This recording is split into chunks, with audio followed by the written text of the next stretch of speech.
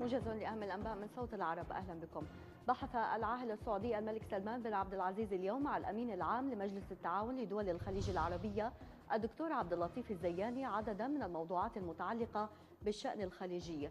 وذكرت وكالة الأنباء السعودية أن الملك سلمان بحث مع الزياني سبل تعزيز مسيرة العمل الخليجي المشترك في شتى المجالات في ظل التطورات المتسارعة والأحداث التي تشهدها العديد من دول المنطقة وسبل مكافحة ظاهرة الإرهاب التي تهدد السلم والأمن الإقليمي والدولي.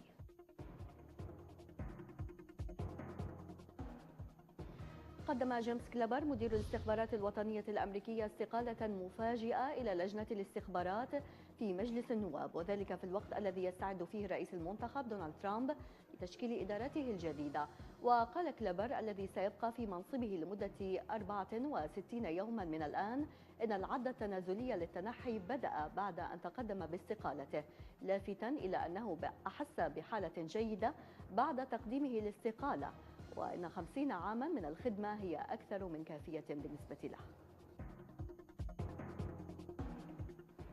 أعلنت قوات البنيان المرصوص الليبي احتجاز عدد من أسرى تنظيم داعش الإرهابي في أحد سجون مصراتة للتحقيق معهم ومعرفة كيفية تسليحهم وتمويلهم. وقالت قيادة القوات إن أعدادا كبيرة من قتلى التنظيم الإرهابي محفوظة في ثلاجات الموتى بمستشفى مصراتة المركزي، لافتة إلى أن العديد من الحقائق سيتم عرضها أمام وسائل الإعلام قبيل إعلان تحرير سرت بفترة قليلة. بحث الرئيس الروسي فلاديمير بوتين مع أعضاء مجلس الأمن القومي الروسي تطورات الأوضاع في الشرق الأوسط وفي مقدمتها المستجدات في سوريا. وتم التركيز خلال الاجتماع على سير العمليات العسكرية في حلب السورية والعمليات التي أطلقتها موسكو ضد التنظيمات الإرهابية في حمص وإدلب. قالت وزارة الخارجية الروسية أن التعقيدات في العملية العسكرية بمدينة حلب السورية ناجمة عن الحاجة إلى الحفاظ على أرواح المدنيين في المدينة. وأشارت المتحدثة باسم الوزارة ماريا زخاروفا إلى تنظيمي داعش وجبهة النصرة الإرهابيين اللذين يواصلان استخدام الأسلحة الكيميائية في سوريا. أعربت مسؤولة السياسة الخارجية في الاتحاد الأوروبي فيدريكا موغريني عن أسفها لقرار روسيا الانسحاب من المحكمة الجنائية الدولية.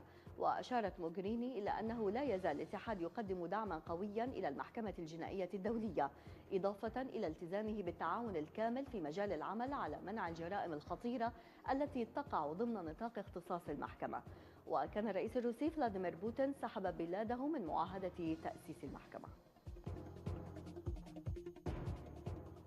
أوضح المتحدث باسم جماعة أنصار الله الحوثي ورئيس وفدها التفاوضي محمد عبد السلام أن مبادئ اتفاق مسقط الذي تم التوقيع عليه لحل النزاع اليمني عامة وليست تفصيلية.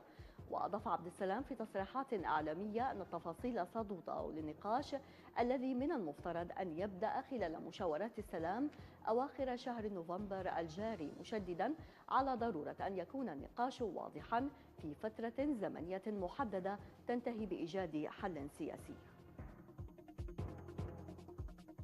نفى مكتب رئيس الوزراء العراقي حيدر العبادي وجود أي نص في أي اتفاق بين الحكومة المركزية وحكومة إقليم كردستان يسمح للأكراد بالاحتفاظ بأراضٍ خارج الوضع الجغرافي الذي سبق احتلال تنظيم داعش الإرهابي لمناطق سكنية عراقية. جاء ذلك ردا على تصريحات رئيس الإقليم مسعود بارزاني قال فيها إن الاتفاق مع الولايات المتحدة على بقاء قوات البشمركة الكردية في المناطق التي يحررها الأكراد من قبضة تنظيم داعش الإرهابي. دمر مسلحو تنظيم داعش الإرهابي تلة النمرود الأثرية التي بنيت قبل أكثر من 3000 سنة بالكامل. وقالت الوزارة في بيان لها إن التدمير جاء قبل أن تستعيد القوات العراقية السيطرة على مدينة النمرود التاريخية، موضحة أن التنظيم الإرهابي قام بتخريب المدينة الأثرية وقصورها، كما قام بهدم الأهرام الرافدية بذريعة أنها رموزا وثنية لتتحول المدينة إلى كومة من التراب.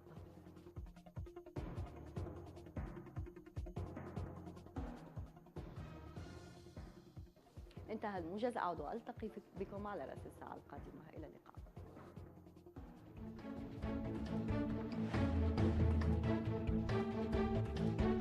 العراق.